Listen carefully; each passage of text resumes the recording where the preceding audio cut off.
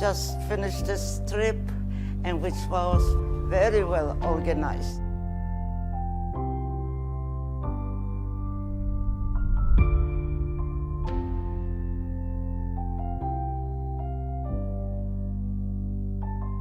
Every Jewish person should go see what went down during the war.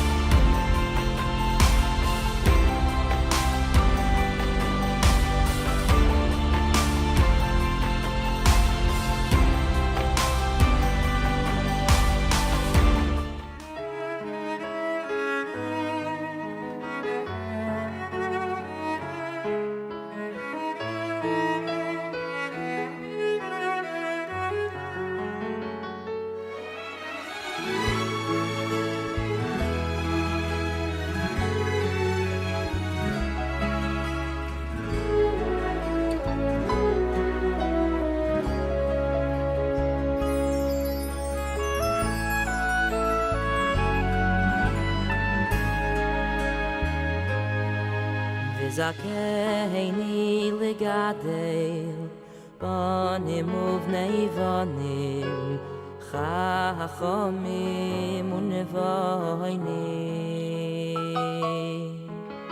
Oy Avei Hashem Yirei Elokim Anshei Emes Zera Kodesh B'Hashem Dveikim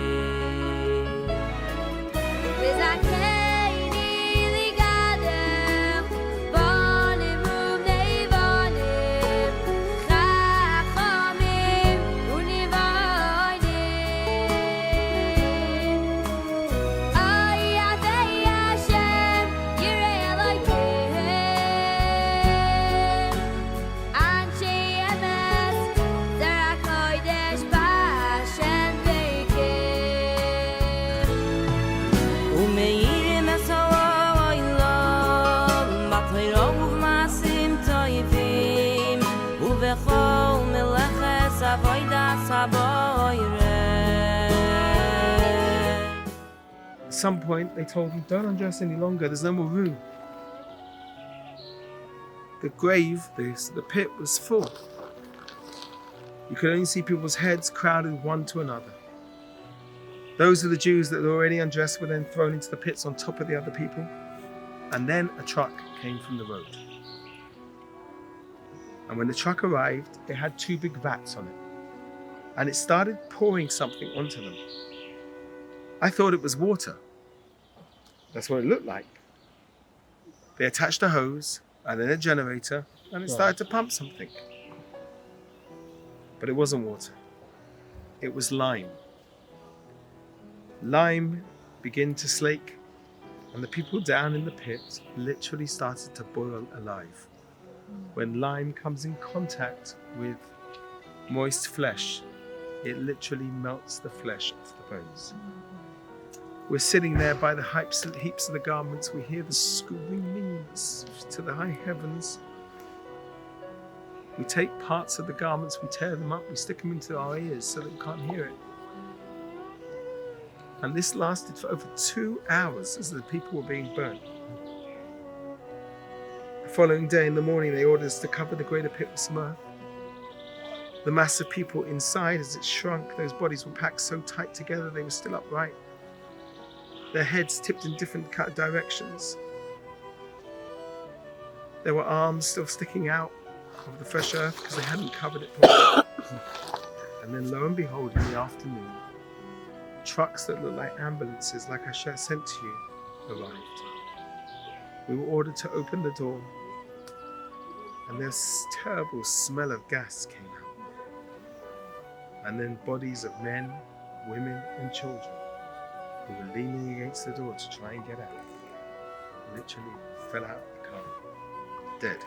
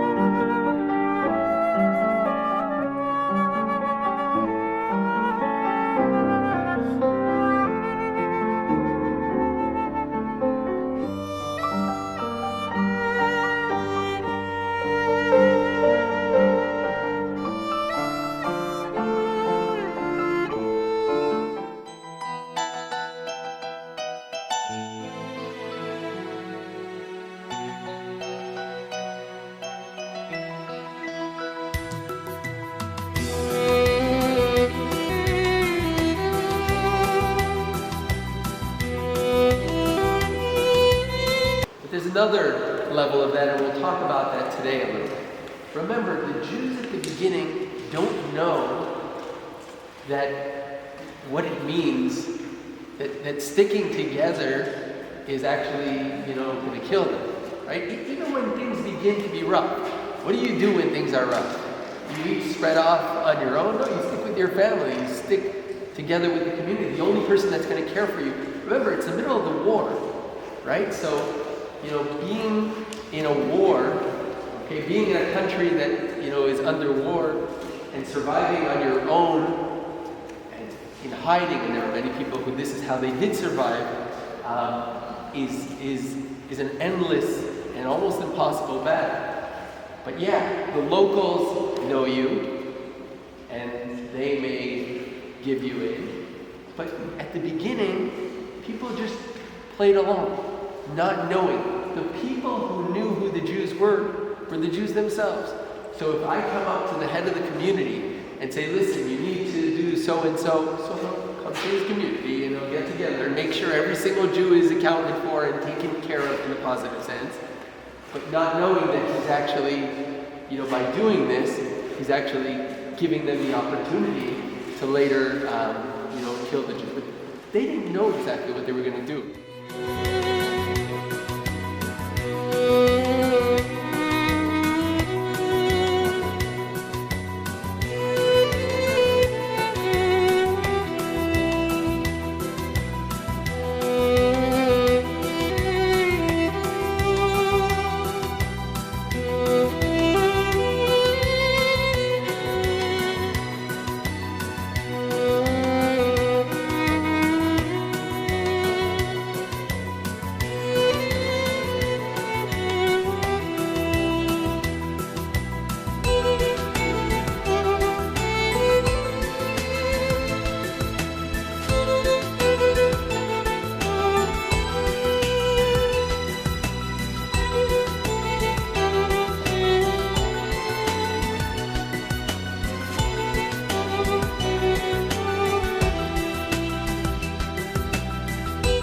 It's useful for the Nazis, as always.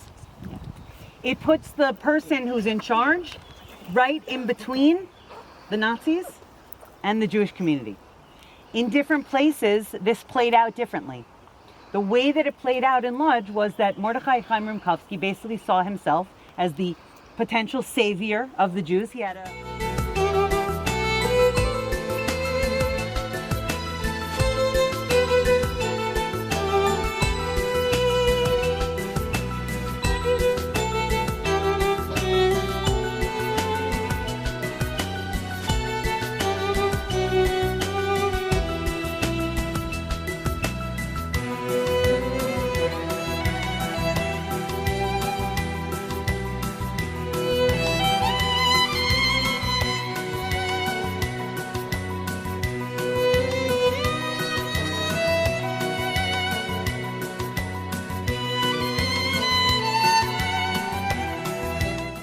He actually ran an orphanage before the war.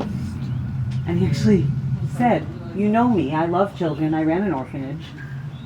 This is what we have to do to survive. I mean, he wasn't wrong, but he wasn't right. It's painful situation. And it's, when people don't get a chance to say goodbye to their children,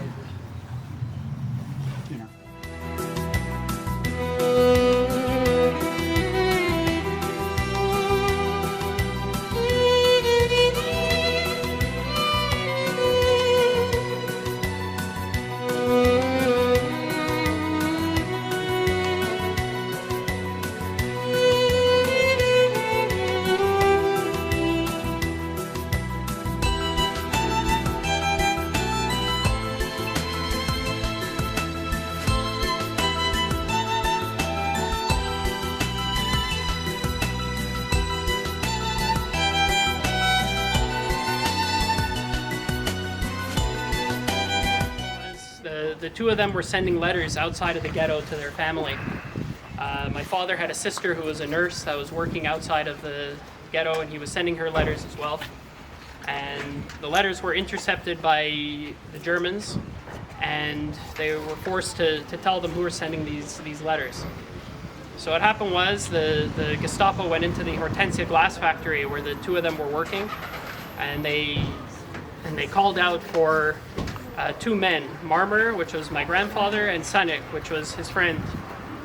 And what happened was that my grandfather and his friend's father both said, you know, you stay, we're gonna take the rap for you, right? And you know, you're still young. We're gonna try and save our kids. This is our only chance to save our sons.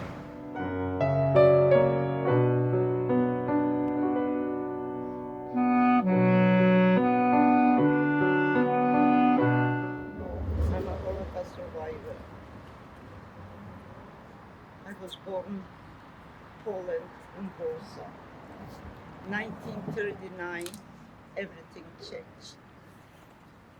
When the war started, we were still in the country for the summer holidays. The kids were playing and the mothers were talking around. All of a sudden my mother came and she said, let's run to the cottage. So I said to my mother, Mom, we still haven't finished playing.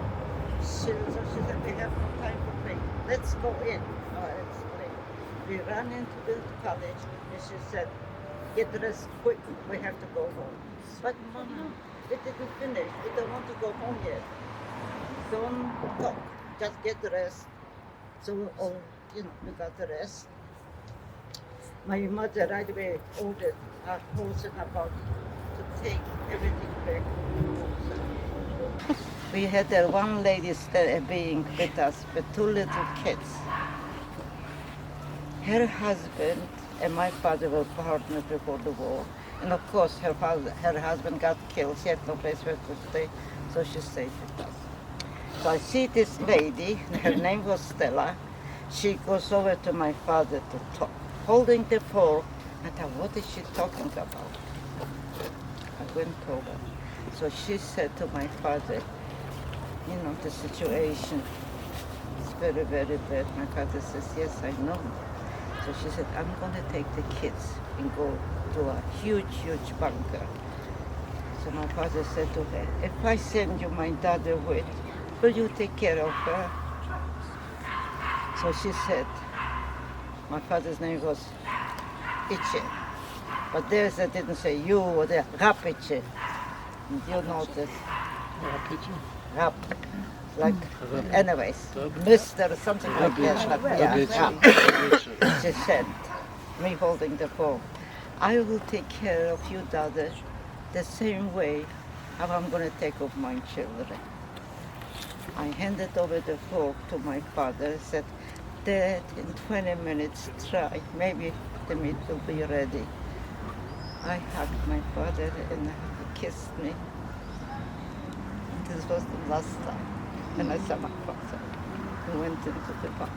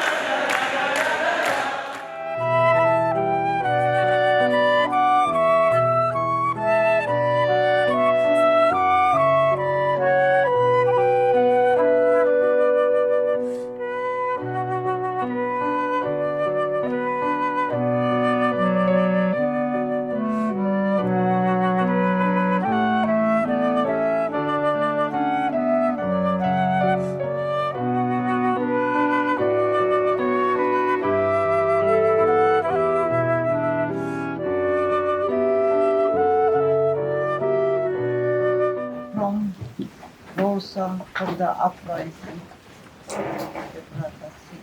First we had a stopover in Lublin overnight. And of course, sitting at the grass the whole night. 2 days under the trains. Not even a drink of water.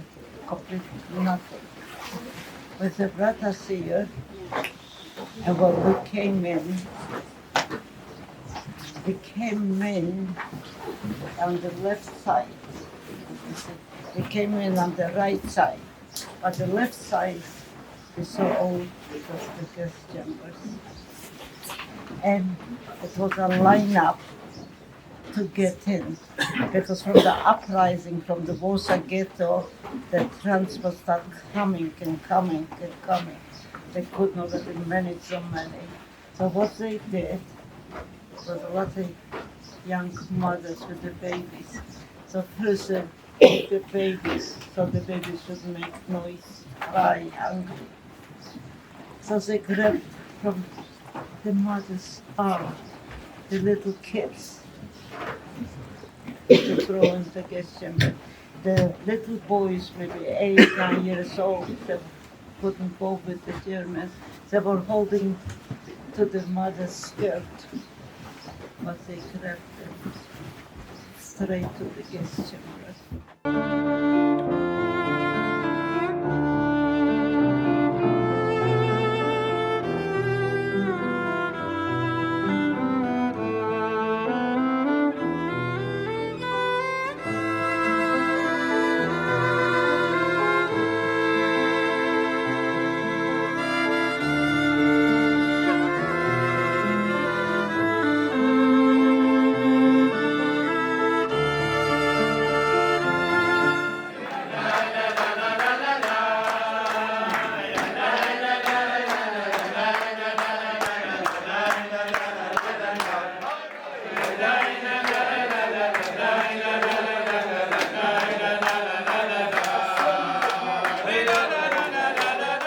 Want to come on this trip. Now the truth.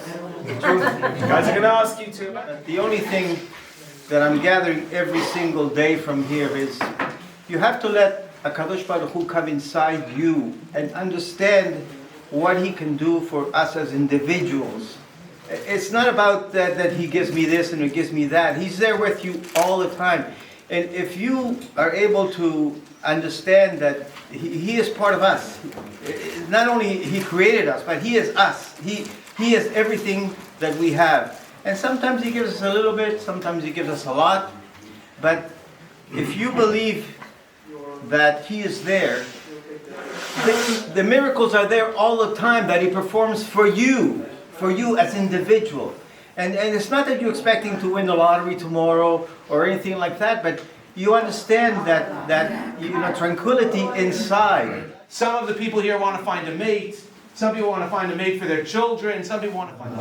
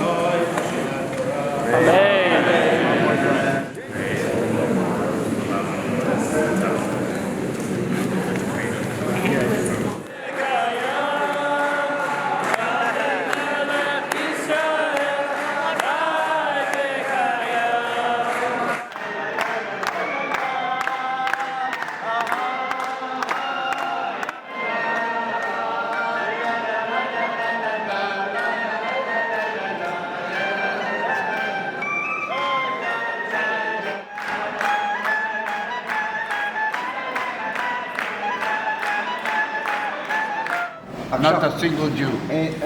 Yud Brian. Yud Brian. Okay. Is the shomer, he's the person that looks after this synagogue.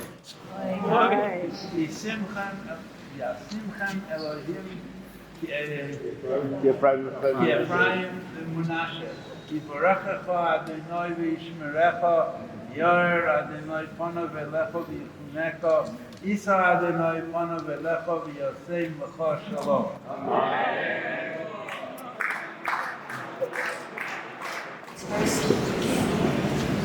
They're absolutely incredible being right here. Zivik, you married? Not yet. No, good. What are you waiting for?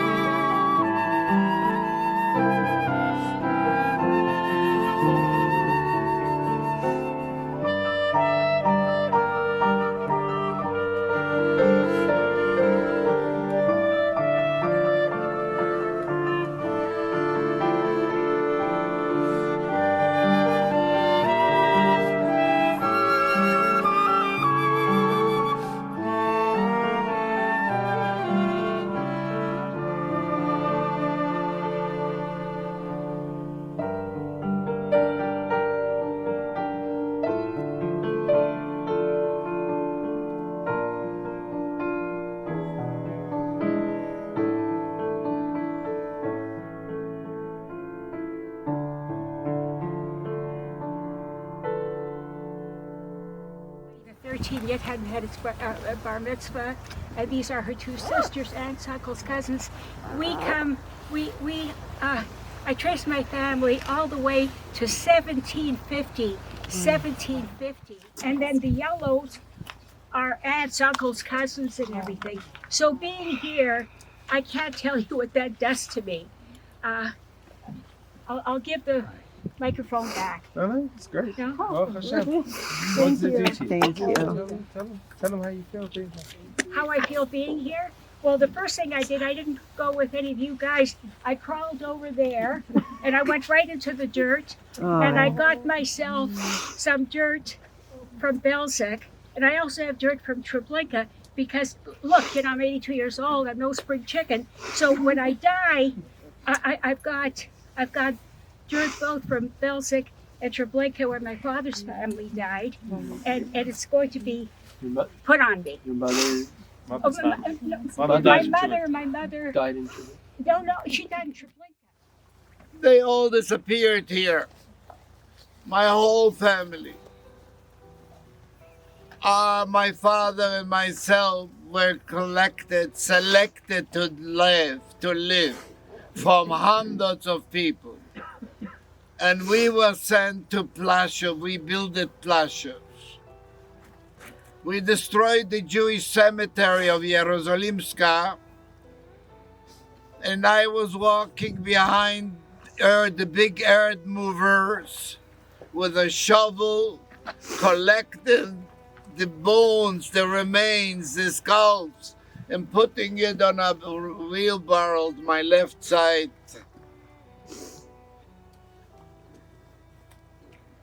And after we destroyed all that Jewish cemetery, can you imagine what type of a beast, what type of a people those Germans were? I have no words how to describe them.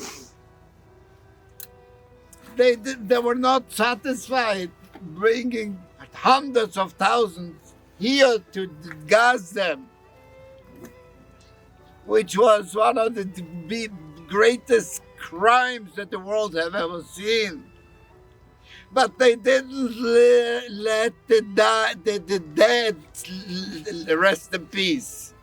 They removed them, trashed all the graves, and flattened out Plaszow, Jerozolimska.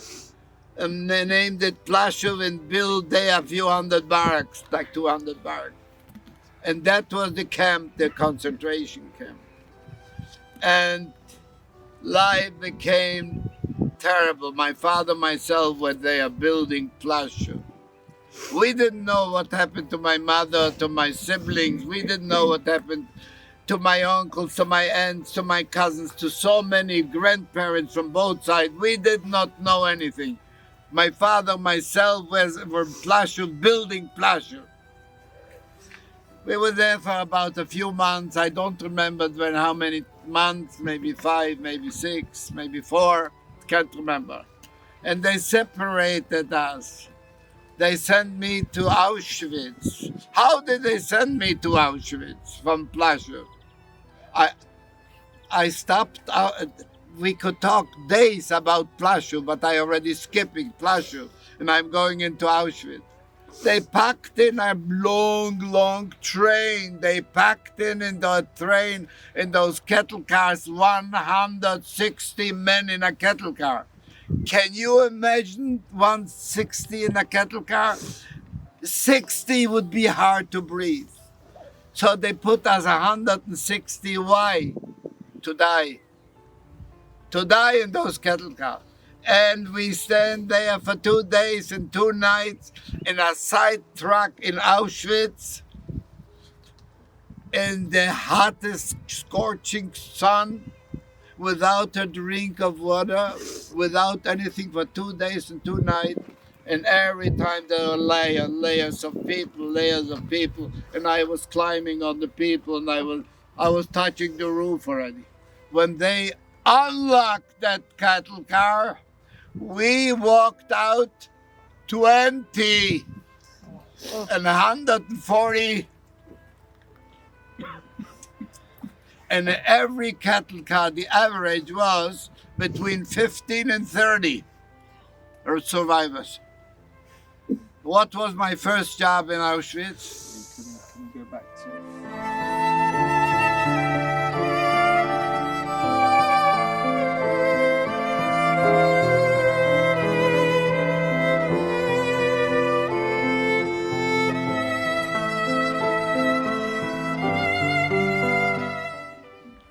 And it's not working. The old tractor engine. The Hackenholt Foundation, as they named it, after the man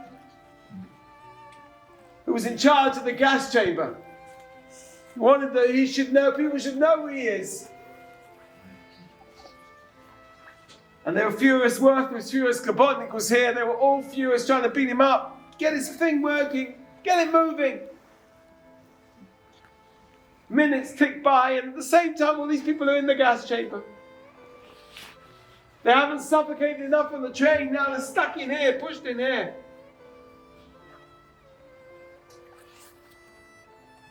Hours go past, thing won't go on, and the screams are continuing from the chamber.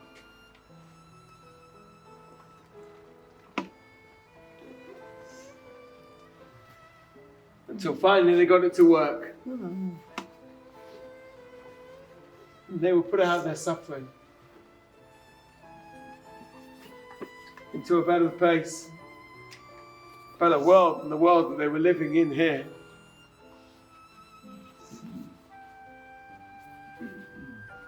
We stand here, and as Yosef asked us to sing as we came down here, Ani ma'amin be'emunah shleima, I believe in complete faith in the coming Mashiach. Even though it's taken so long. Hope. 2,000 years it's taken. 2,000 years. 2,000 years and so many deaths and so much blood. And so many families lost. In Kozer, with all of this, we wait for him every single day. He should come and turn around what we've seen here. Just walking through here with these two is enough.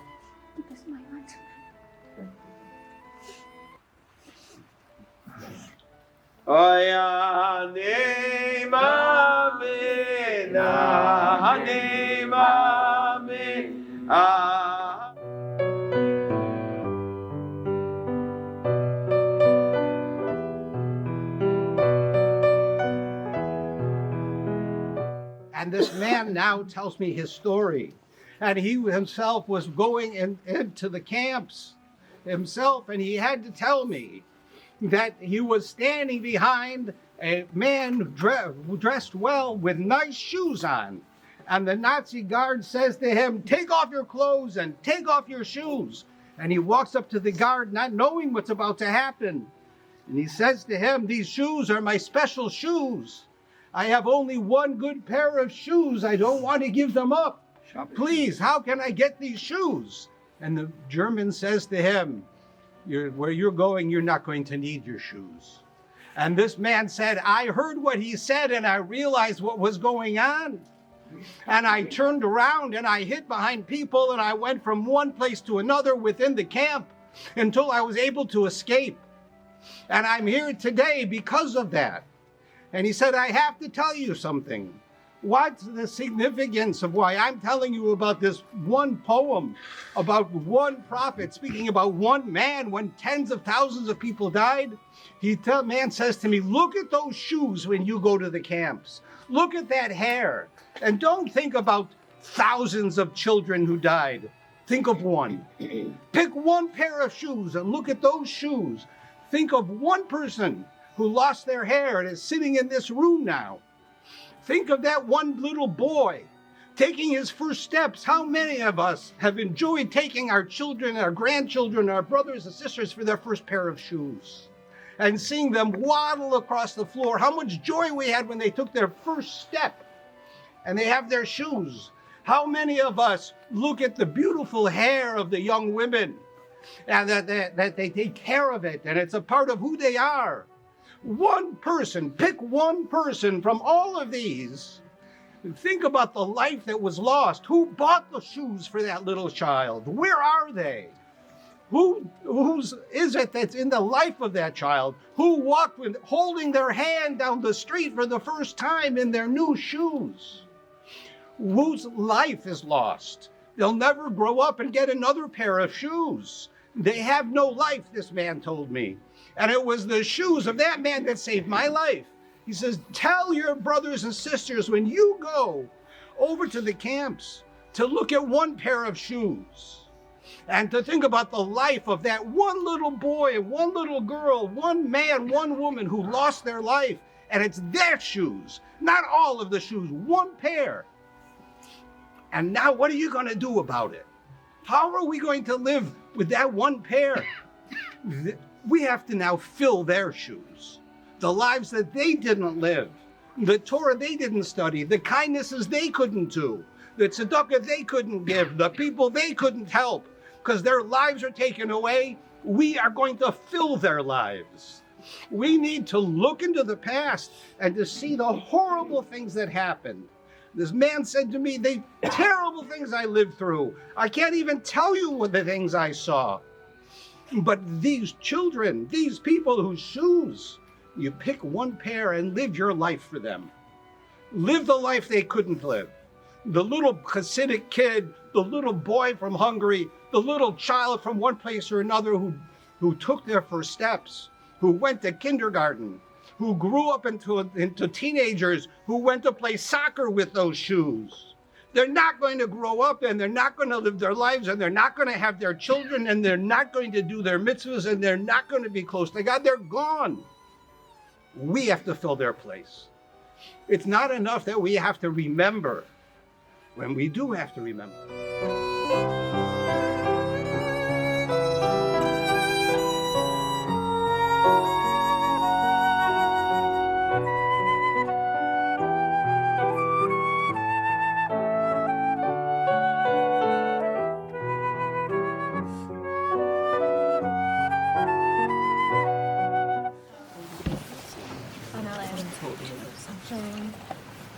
Yardena, Sandra Malka, Miriam.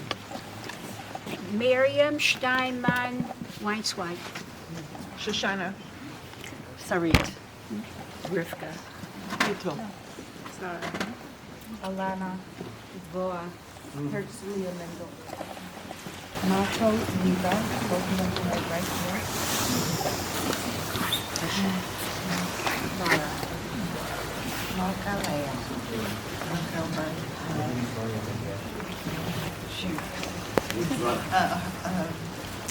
Naphtali.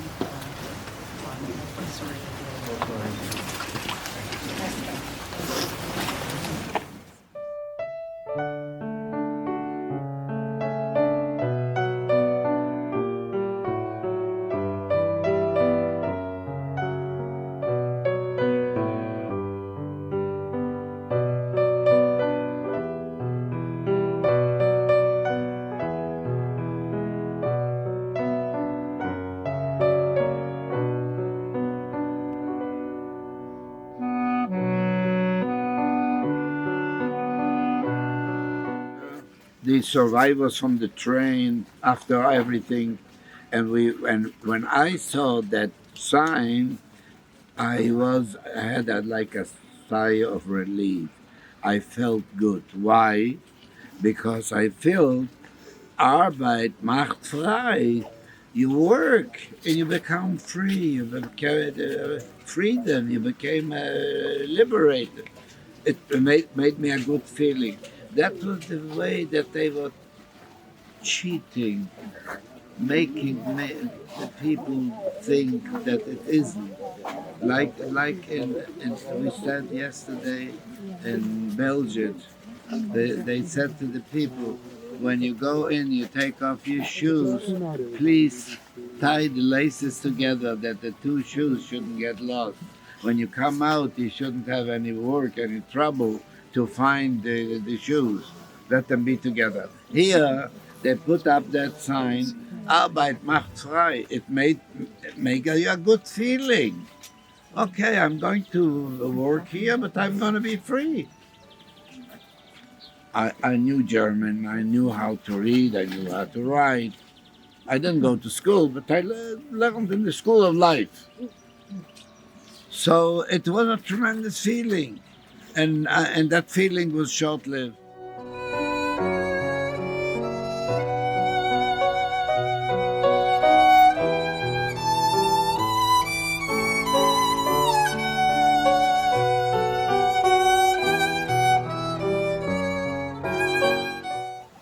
We want to be able to get the work. We want to be able to take these Jews to be killed in Treblinka. Okay, and the Wehrmacht say no, you can't take it. And they work in the bullet factory. This is, well, hold on a second. The Jews need to be killed, need to be obliterated. Who do you think wins the argument? The SS or the Wehrmacht? Wehrmacht. You expect the Wehrmacht, but the SS win, because killing the Jew is priority. Killing the Jew is priority. Very nice bed, and she was cold, and she didn't know where she was. And she started to open up the drawers and the closet looking for a blanket. And she found a photo album. And in that photo album that she started to turn the pages of, she found her rabbi from the town in Hungary, her brothers, her mother, herself.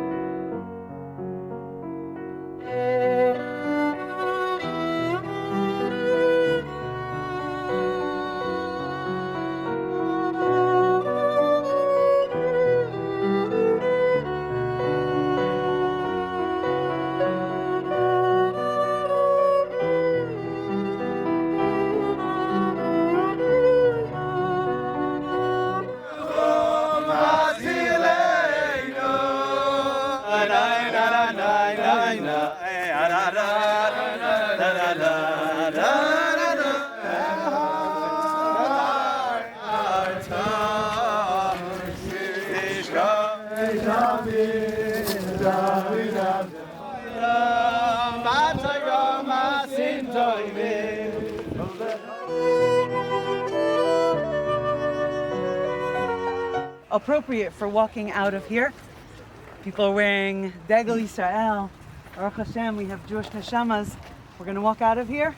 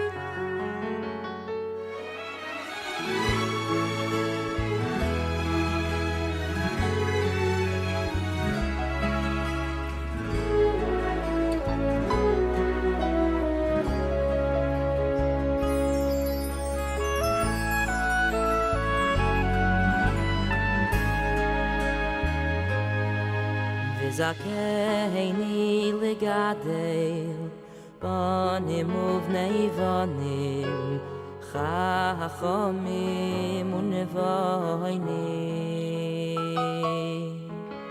Oy Avei Hashem Yirei Elokim Anshei Emes Zera Kodesh B'Hashem Dveikim